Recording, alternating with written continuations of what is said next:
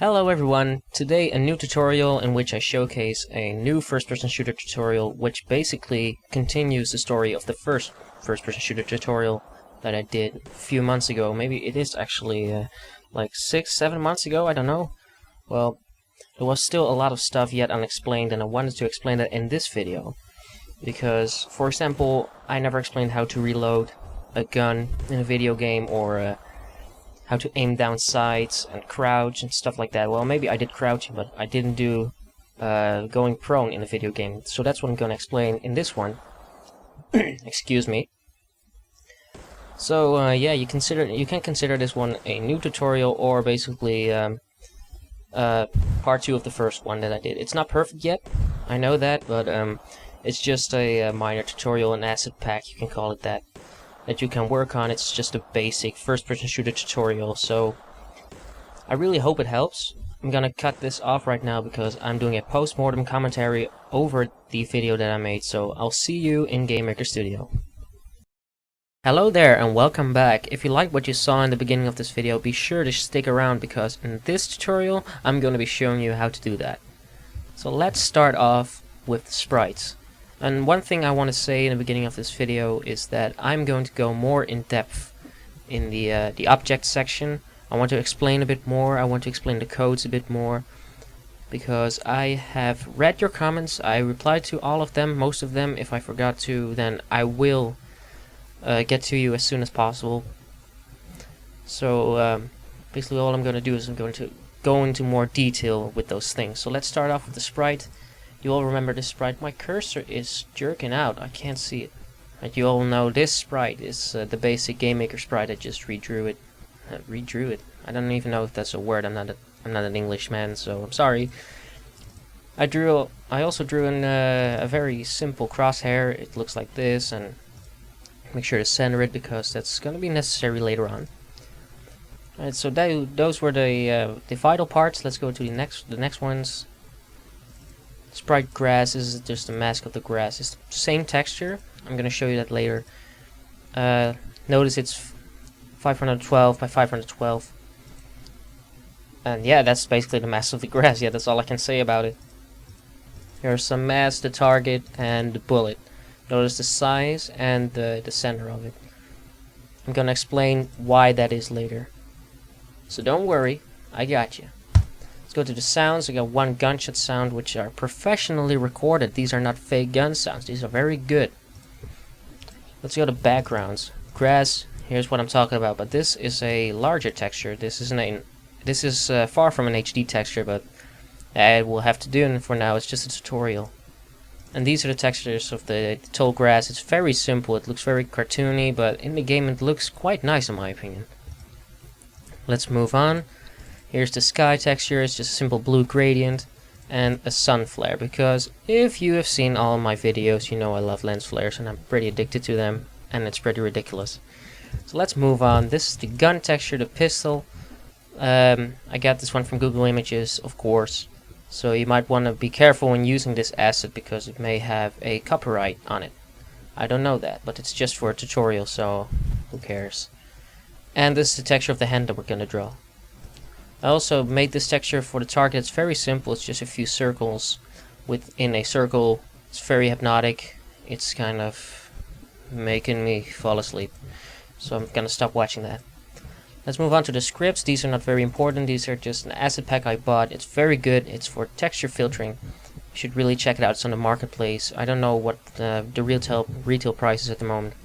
When I purchased it, it was like $5, I think. Something like that. Well, let's move on to the more important parts of this tutorial, because I'm not going to include these because that would be theft. Mouse look, very simple. You all know this code by now, I think. And if you don't, then you can copy it, because the link is in the description and it contains the file of this game, this tutorial. Let's move on to load our gun, pistol. This is how you load a pistol, and all that good stuff. Custom variables, this is just where I dump all the necessary variables. Oh look, and it also says there, I didn't even notice. And let's go, very weird animation script. Please don't take my example, this is just utterly ridiculously awful. This is not how you do animations. You should really check out the skinning shader by Orange and Mishmash. These are just the greatest. And I'm going to use these later on, because I'm not going to use this one anymore. In future tutorials I may be using another method, but yeah, that's all for later. And another one, look, I also commented that this is a very bad recoil animation. Don't use it. I'm talking ahead of myself. Look at that. Basic font, I'm going to use Arial. I really don't like anti-aliasing because I'm kind of a retro guy, as you may have seen in Banned Memories. This is not about Banned Memories, this is about the tutorial. Go away, I don't need you. So let's go. I'm going to be telling you what all these codes are for. I'm very bad at explaining those things, but I'll do my very best for you. These are the texture filtering. It's not very important, but D3D start. You always need to start with D3D start. If you don't do this, things are going to look messed up. You should try it sometime, actually. It looks pretty funny. There's no depth, no perspective. It just looks like a 2D game again. D3D set lighting to false because I'm not going to be using lighting in this tutorial. D3D set hidden. Make sure there's actual depth, yeah, like I commented. But basically, if you don't do that, things will overlap. And it all depends on depth at that point. An object with a lower depth will be shown over the things that with a higher depth. D3D set culling is for optimization, just to show one side of each polygon. Draw set alpha test ref value is to make things more opaque. I don't know how you pronounce that, but it's O-P-A-Q-U-E. Opaque, I really don't know, I'm sorry. Draw set alpha test is to enable that test ref value thing. Draw set font is just to use this font right here. Draw set color, see why default is black, so that's why. Instance create object sky, because I had some very nice ideas for the sky, but it turned out to be very bad, so I kind of left it like this. It's a separate object, while it can also be drawn in the player event, but I kind of like it this way. It's alright. Z is 0 by default, pitch is 0, height is 180. This is how tall the player is. That's about, I think, 7 foot tall. 6? Yeah, 6. It's more like it. Alarm 0 is 12. I'll explain that later. Field of view, you know what that is, I think. If you don't, basically the human eye has a field of view of about 180, or I think, I'm not sure. Well, this camera has 80, which is alright. Games like Call of Duty use 60, which is just sickening. This is the color of the fog. Written in British English, I don't know why, but it kind of looks cool. And don't forget to use these to initialize these. What is this? Basically, it's the same thing like script execute. It's basically the same thing, but it works both ways. Pistol ammo 17 by default and global ammo is 68. I'm gonna use this. This is what the Sivert taught me about 5 years ago, I think. It's really nice. Let's go here. Texture set anisotropy. Well, you don't really need that. Stop the reloading. I'm gonna explain that later on. Let's go to step event. Look at that. This is the crouching. If crouch is 1, this variable becomes 4, other 12, and then returns back to 0. I'll explain that one later as well. I kind of did it in the wrong order. I kind of noticed. Escape ends the game. And this is where you shoot. So if you have more than 0 bullets, like let's say more than 1 or 1, you can shoot. And you cannot shoot while you are reloading. So it will make the sound of this, it will stop the sound of the gunshot, because otherwise it will overlap and it will sound kind of bad, kind of loud as well. And it will create this bullet that we're gonna take a look at later. Go to the draw event. Project something on screen. D3D set projection, X, Y, well, let's open this one. You can see it right here, what we are doing now. X from, that's the first X value, the second, and the first, no, it's not the second, it's the first Y value and the Z value. So this is, of course, on the X-axis, the Y-axis, and how tall you are, basically. Plus the height and the level. The level is, I don't know why I called it level. I think, no, I'm not sure. Sorry. What this is for crouching. Still doing it? I'm doing it. X plus cos. I honestly don't really know what this all means, but It's kind of what I remembered when I first made first-person shooters in 2008 with Game Maker 6. Well, I was 10 years old actually. Wow, it's been a while. It's an accurate pitch, and the field of view goes here. Like I said, I'm not very good at explaining these things. They basically just happen to be there, and it works, so I'm happy. 16:9 resolution. If you have a 4:3 monitor, just change it into 4:3 or 16:10 or something like that. But I have a 16:9 one. I really don't. I know what these things do. Excuse me, I have to cough right now. Nice. I know what these things do, what these values mean, but it's really hard to explain. I don't know why. This is basically yeah. How do you say that? Minimal distance of a polygon. I think that's of a mesh. I don't know. It's kind of hard to explain, but I think it's that. I'm gonna put it at 1 because 0 doesn't work. So 1 is actually the minimal value of it. This is the maximal value of it. Maximum. So basically anything beyond this distance from the camera's perspective will not be drawn. And the depth is over 90,000 right here because I set it to -8,000 so I could see it at all times. Yeah, look at this stuff.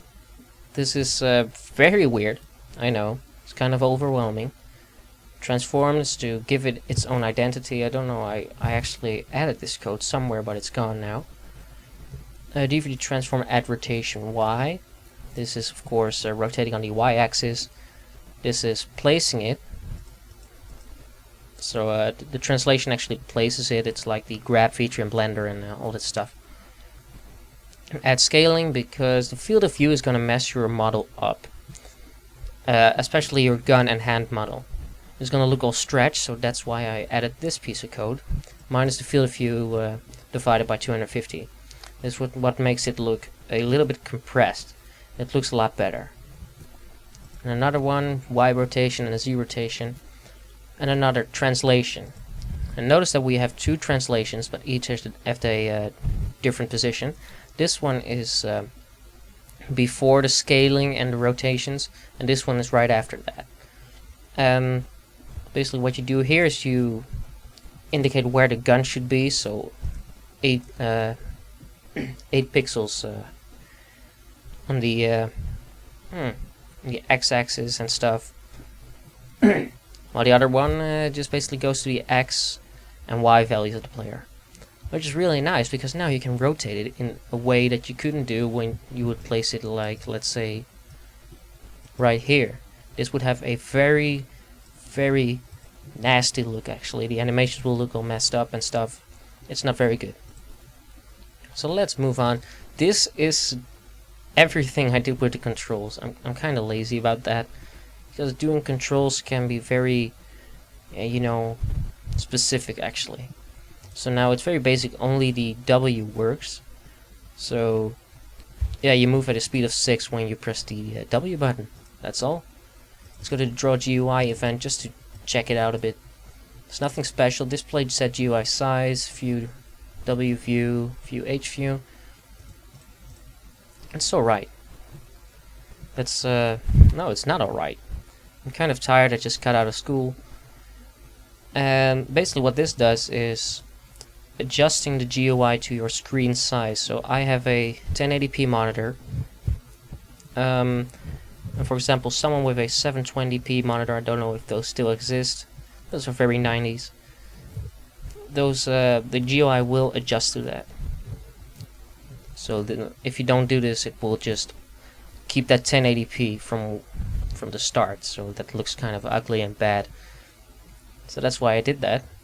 And the rest here is not very important, just crosshairs in the middle of the screen, and it will say when you are reloading and stuff. So yeah, that's it.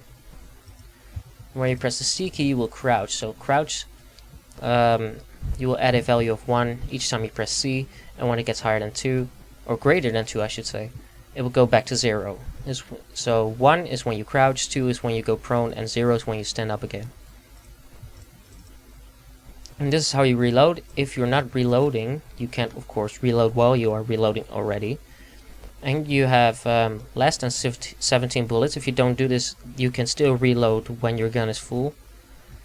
And you have more than 17 bullets in it, you can reload again. Well, maybe that's not entirely true. This should be more than 0. I kind of made a mistake that I just noticed. While testing, nothing really weird happened.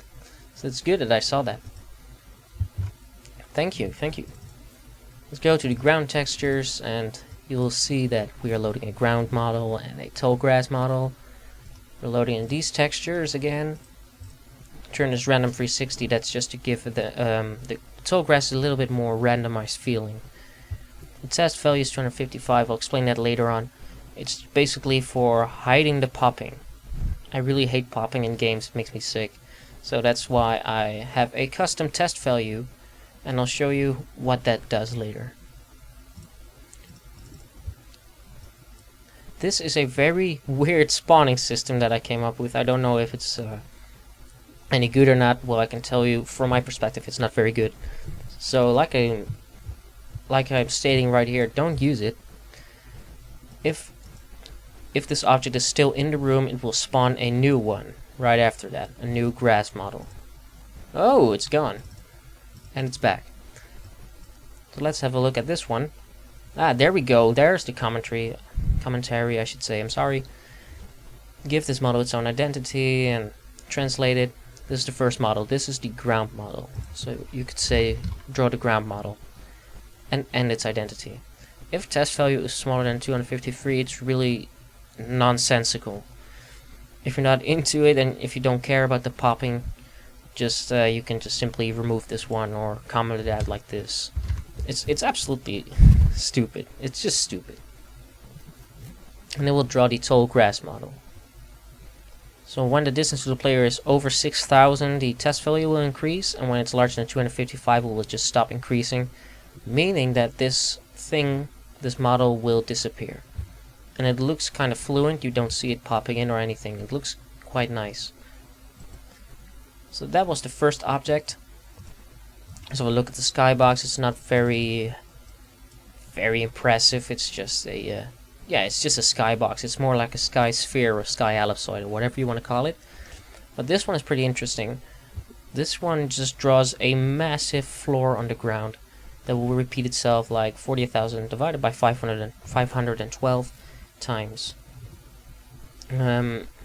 Depends on how many times you would like this texture to repeat. Of course, if you would do this, there would be a lot more tiles to it, and if you'd, for example, do this, it will be a lot less.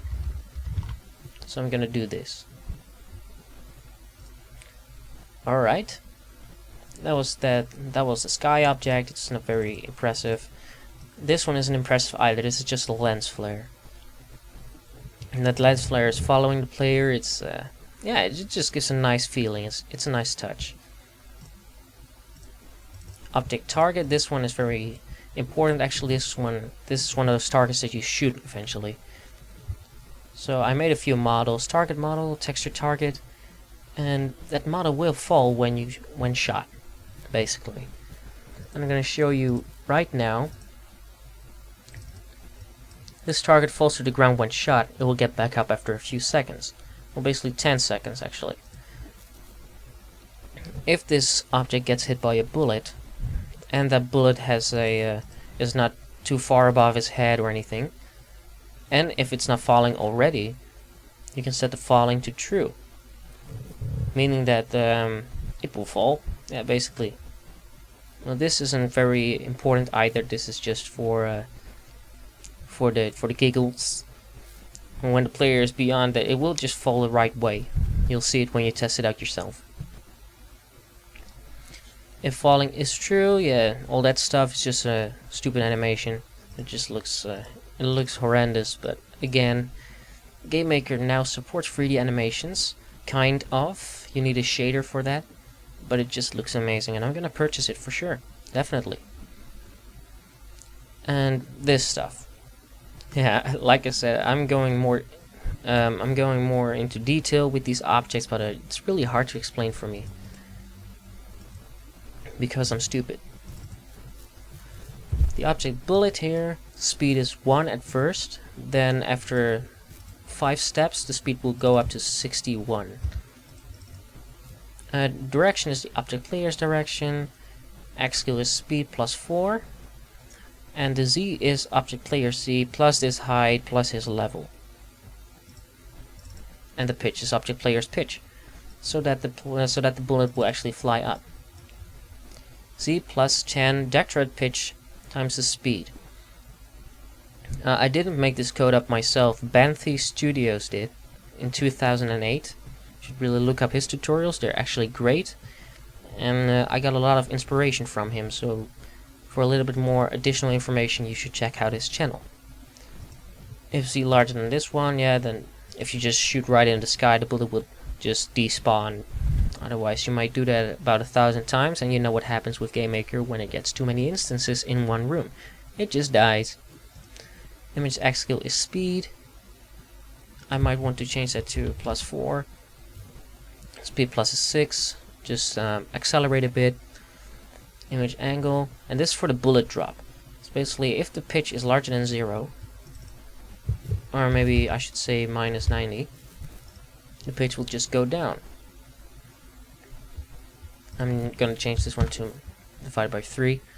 If Z is smaller than 0, instance destroy. When it gets outside the room, it will just disappear. Those were the objects. If you need more information on this, just shoot me a comment or a PM, or a private message, as we like to call it.